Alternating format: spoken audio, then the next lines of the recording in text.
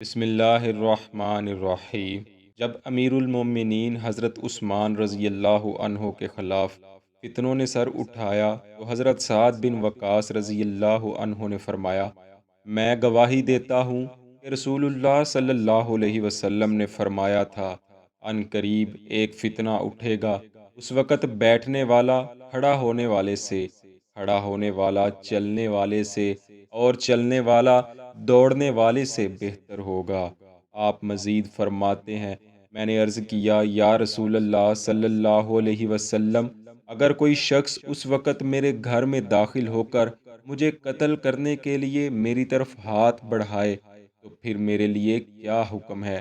آپ صلی اللہ علیہ وسلم نے فرمایا، تم ابن آدم یعنی حابیل کی طرح ہو جانا، یعنی جو رویہ حابیل نے قتل ہونے کے وقت اختیار کیا تھا تم بھی وہی کر لینا۔ جب قابیل نے حابیل کو قتل کرنے کی دھمکی دی تو حابیل نے ایسا کیا کہا کہ جس کا تذکرہ پیارے آقا صلی اللہ علیہ وسلم نے فرمایا۔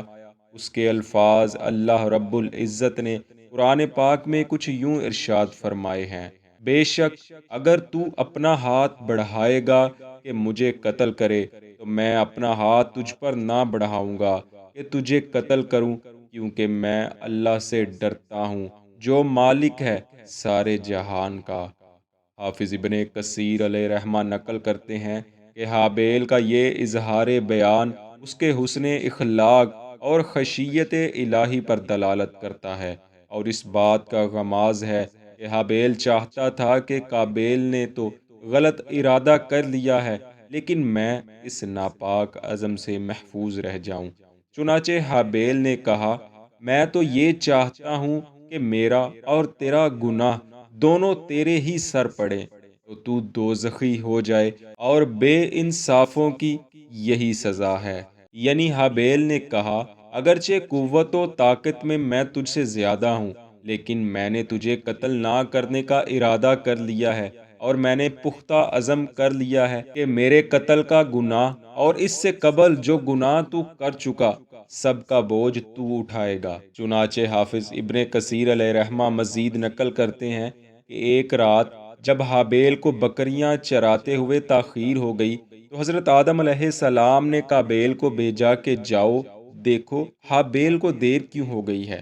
قابیل تلاش کرتے ہوئے جب حابیل کے پاس پہنچا تو کہنے لگا، تیری قربانی قبول ہو گئی اور میری کس وجہ سے قبول نہ ہوئی؟ حابیل نے کہا، اللہ تعالیٰ متقی لوگوں کی قربانیاں قبول فرماتا ہے۔ یہ جواب سن کر قابیل نے اپنے غصے پر قابو نہ رکھ سکا اور آگ بگولا ہو گیا۔ اس کے ہاتھ میں لوہے کا ٹکڑا تھا جو اس نے حابیل کے سر پر دے مارا، جس سے وہ وہیں ہلاک ہو گیا۔ اور ایک قول یہ ہے کہ حابیل آرام کر رہے تھے کہ قابیل نے ایک وزنی پتھر اٹھا کر ان کے سر پر دے مارا، جس کی وجہ سے ان کی ہلاکت ہو گئی۔ اور ایک تیسرا قول یہ بھی ہے کہ قابیل نے حابیل کا گلا گھونٹ کر مارا اور پھر انہیں درندوں کی طرح چیر پھاڑ کر دیا۔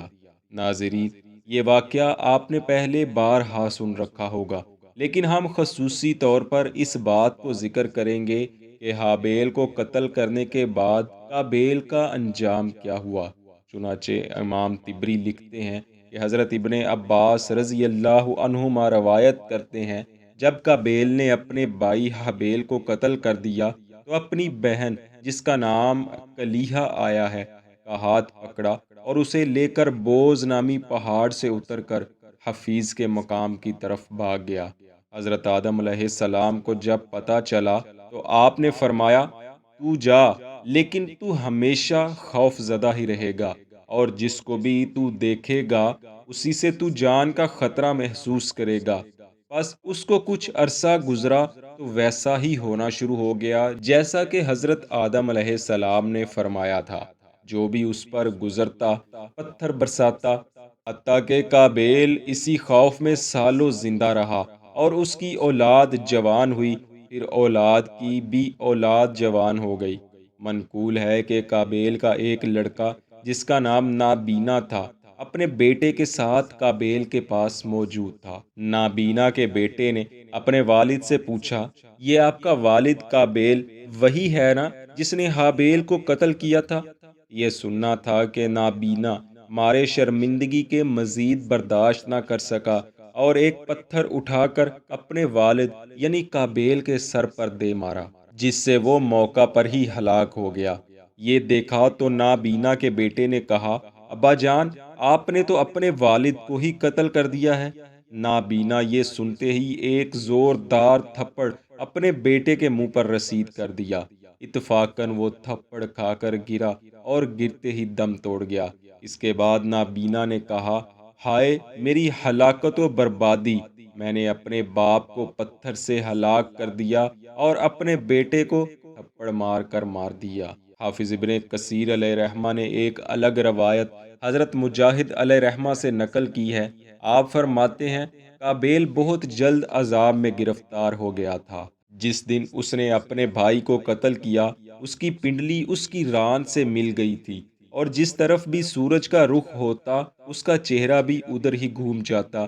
یہ عذاب اسے اپنے والدین کی نافرمانی اور اپنے بھائی سے حسد کی بنا پر پہنچا۔